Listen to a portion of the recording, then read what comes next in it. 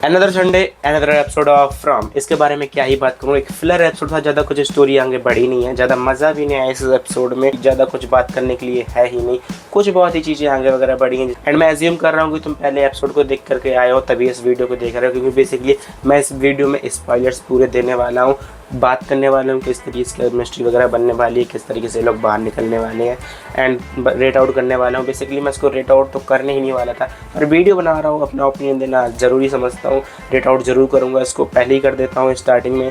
Basically इसको 10 out of 5.6 करूँगा, ज़्यादा कुछ स्टोरी बढ़ी नहीं, इस वजह से कुछ चीज़ें बढ़ी जिसको मैं अप्रिशिएट करूँगा, आगे वीडियो में बात वगैरह भी करूँगा।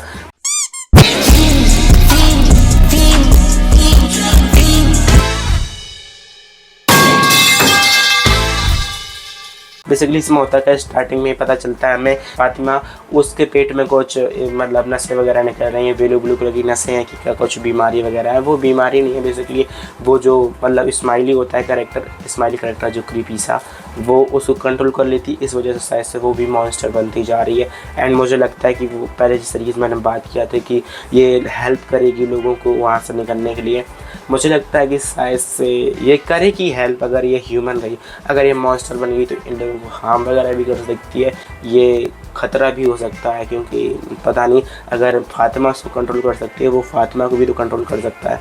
बाकी अभी पता नहीं क्या कुछ होने वाला। मैं बात करूँ इस एपिसोड के बारे में तो ये एपिसोड जैसा पिछला एपिसोड था उसके बराबर तो बिल्कुल नहीं है। जैसा कि 4th या 5th एपिसोड था उसी तरीके से इसमें ट्रस्ट टॉकिंग वगैरह चल रही थी, वही बातें वगैरह चली हैं, ज़्यादा कुछ स्टोरी वगैरह बढ़ी नहीं है।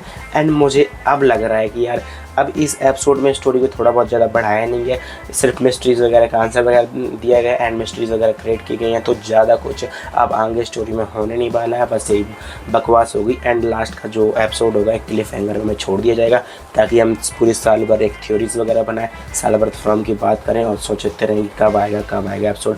बेसिकली अगली साल आएगा एपिसोड, तो तुम्हें पता ही होगा। मुझे लगता है कि फर्स्ट एंड सेकंड सीजन में जो लेगेसी बिल्ड की है फ्रॉम ने, वो 3rd या 4th सीजन कंटिन्यू नहीं कर पाया। 4th सीजन तो बिल्कुल नहीं कर पाया। 3rd सीजन में जिस तरीके से ट्रस्ट टॉकिंग हुई थी उसी की लेगेसी लगे आ रहा है 4th सीजन। एंड ये सिर्फ 1-2 ही एपिसोड अच्छे थे। पिछला वाला एपिसोड जो 8 था वो एक मास्टरपीस है, जिस तरीके से बताया कि उसमें सब कुछ याद आ गया, सारे कैरेक्टर वगैरह दिखाई दिए हैं, उसको मतलब जो बॉयड होता है उसको घंटे बजाते हुए दिखाई गया। सिर्फ वो एपिसोड ही अच्छा था और 1-2 एपिसोड और भी अच्छे थे।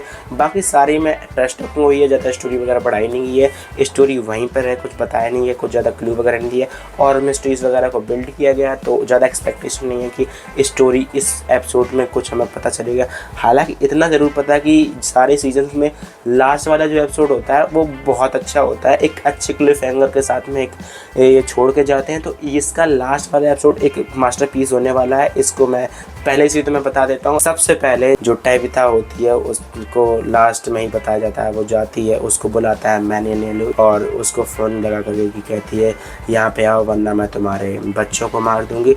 तो वो जाती है और वहाँ पर वो बताता है कि तुमने पिछली बार खेलने में बहुत मज़ा आया, इस बार तुम थोड़ा आगे निकल गए हो, तुमने एक ऐसी चीज़ को ढूंढ लिया, शायद तुमने कीज़ को ढूंढ लिया है, पर तुम वहाँ तक जाओगे तब तक मैं तुम्हें मार दूँ। इस तरीके से उसने बात वगैरह की। उसका हाथ वगैरह चूमा, बहुत क्रीपी सीन वगैरह था, एक तरीके से बहुत डर लग रहा था उसको देखने में। यही एपिसोड में बहुत अच्छा हुआ है, टाइप था बहुत डरी हुई है। एंड अब पता चल रहा है कि कितना ख़तरनाक है मैंने नेलू, उसको सब कुछ वो चाहे तो मार सकता है। मैंने पहले ही पिछले एपिसोड में बताया था कि वो मार सकता है, पर वो मज़े के लिए मार नहीं रहा है। एंड बात करें रास्ते की कि ये लोग निकलने वाले हैं, तो जो वाइड प्लान बना रहा था कि यहाँ से निकलने के लिए, उन लोगों ने बताया था किस तरीके से निकलना, कहाँ पर पे हड्डियाँ लेकर निकलना। तो मुझे लगता है इनको प्लान बनाने में प्रॉब्लम हो रही है, वाइड जाने के लिए मना कर रहे हैं अंदर कि नहीं जाएंगे, एक ही रास्ता है। ये एक तरीके से आर्मी वगैरह का उसमें कुछ कॉन्सेप्ट बनाया जाता, मुझे समझ में नहीं आया कि वहाँ पर पेमेंट ट्रैप कर लेंगे वो लोग। तो क्या होगा कि जो वो गेट है ना वही जाने वाला गेट हो सकता है। मेरा एक तरीके से एक प्रेडिक्शन है कि ये वो गेट हो सकता है, उसी गेट से वो लोग जाएंगे, वो दूसरा रास्ता हो सकता है जिससे वो निकल के वापस भी आ सकते हैं एंड उससे जा भी सकते हैं शायद से। पूरा इसका चांसेस 40 to 50% है, क्योंकि तभी तो उसका इस तरीके से हाइप वगैरह बिल्ड की है उस गेट की। एंड इस एपिसोड में उस गेट के बारे में ज़्यादा कुछ बात नहीं की है। पिछले एपिसोड वगैरह में ट्रीज़ वगैरह की जो मिस्ट्री बिल्ड वगैरह की गई थी उसके बारे में बात की गई है। एंड जेड बहुत ज़्यादा फ्रस्ट्रेटेड लग रहा है, एंड यार लगना ज़रूरी है, क्योंकि यार तुम उसको इतना ज़्यादा तुम उसका दिमाग खपवा रहे हो फिर तुम उसको मना कर देते हो, पर वो एक तरीके से मुझे अच्छा नहीं लगा। उसने कार्यपंथी दिखाई जब वो पूछता है एक तरीके से, जो मतलब बॉयड का एक तरीके से हेल्पर है, वो पूछता है कि तुम जाओगे अंदर उसके साथ में, अगर मतलब और कोई भी जाएगा, तो वो थोड़ा चुप हो जाता है। तो मुझे थोड़ा उसकी कायरता दिखाई दी कि तू जब बोल रहा है कि सब लोगों को अपने जोखिम में जाने के लिए फोर्स करा है, तो खुद क्यों नहीं जा रहा है। टैबिथा का लड़का होता है, वो जा करके मतलब विक्टर से जा करके पूछता है किस तरीके से यहाँ पर सर्वाइव करना है, मैं यहाँ पर अकेले रहने वाला, वो सिखाता है। कितना इमोशनल सीन होता है, वो भी अच्छा होता है, उसको देखने में थोड़ा मज़ा आ रहा होता है एंड थोड़ा अंदर से एक तरीके से दिल रोने से लगता है। एंड ये थोड़ा इमोशनल सीन आ गया है इस एपिसोड में, उसको जब सिखा रहा होता है। एंड टैबिथा बोलती है कि मैं तुम्हें बचाने आई हूँ, मैं सिर्फ इसके लिए नहीं आई हूँ कि मुझे उन बच्चों की आँख से निकालना हो, मैं तुम्हारे लिए भी आई हूँ विक्टर, एंड साथ में मैं अपने बच्चे की भी लिया हूँ, तुम दोनों को मैं निकाल के ले जाऊँगी और हम शहर में रहने वाले हैं। इस तरीके से बहुत बड़ी बात वगैरह हुई। एंड जो वो सीन था जब फातिमा एक तरीके से अपना चेकअप वगैरह करवाती, जब वो लोग बात करते हैं कि यार ये तो ज़िंदा नहीं होनी चाहिए, तब मुझे यार रियलाइज़ हुआ कि फातिमा मॉन्स्टर्स बन सकती है एंड इन लोगों को हार्म कर सकती है। मुझे लग रहा था कि ये हेल्प करने वाली है इन पीपल्स की। मुझे ये भी लग रहा है कि वो जो क्रीचर्स वगैरह होते हैं उनके मारने वगैरह का अभी कोई क्योर वगैरह नहीं मतलब डेवलप वगैरह किया गया है, उसमें उन लोगों को पता वगैरह नहीं है। शायद से उसकी वजह से मतलब कि जो वो होगी फातिमा, उसकी वजह से ये लोग उसको भी फाइंड कर लेंगे किस तरीके से इन क्रीचर्स को मारना है। बेसिकली पिछली एपिसोड में बता रखा है क्रीचर्स मरते नहीं हैं, वो दोबारा से किसी और के पेट से जिंदा हो जाएंगे। उनको अमरता का वरदान है क्योंकि उनने अपने बच्चों का एक तरीके से बलि वगैरह दी थी, तो शायद कम चांसेस हैं, पर मुझे लग रहा है कि इस तरीके से क्योर वगैरह वो लोग ढूंढ सकते हैं फातिमा की मदद से। मैंने ने अब जब वो चोरी किए कपड़े, तब मुझे लगा यार ये कुछ ना कुछ तो घपला करने वाला है, कुछ ना कुछ तो स्टोरी में कुछ बकवास करने वाला है। जब उसने कपड़े निकाले तब मुझे पता चल गया था कि या तो ये कुछ घपला करेगा या फिर कहीं पे जाएगा। उसके थोड़ी देर बाद मतलब 15-20 मिनट बाद सीन आया कि वो टैबिथा जाती है, उसको बुलाता है, मारने की धमकी देता है, अगर नहीं जाती तो उसके बच्चों को मार देता है। इस तरीके से उसने धमकी दी थी। वहाँ पर जाके बहुत बड़ी वार्निंग देता है या फिर समझाता है, कुछ समझ में नहीं आता। बेसिकली वो कहना तो इनडायरेक्टली यही चाहता था कि तुम लोग बहुत आगे चाहे बढ़ जाओ, कुछ भी कर लो, तुम मेरा कुछ नहीं उखाड़ सकते, जीतूंगा तो आखिरी मैं ही और मज़े ले रहा हूँ, और अभी मैं तुम्हें नहीं मारूंगा, तुम्हें तड़पा के मारूंगा जिस तरीके से तुम मरते आ रहे हो पिछली सीज़न से। सारी स्टोरी वो बताता है बड़े हंस के, बड़े क्रीपी तरीके से। वो कैसे बता लेता है, कितना मॉन्स्टर होगा, कितना नीचा आदमी लग रहा था वो यार, बिल्कुल पीक कर दिया उसने बोलते टाइम। एंड अब थोड़ा थ्योरीज वगैरह के बारे में बात कर लेते हैं। बेसिकली मैं तुम्हें कुछ थ्योरीज बता देता हूँ। पहले थ्योरीज मैंने कुछ 1-2 बार और बता रखी है।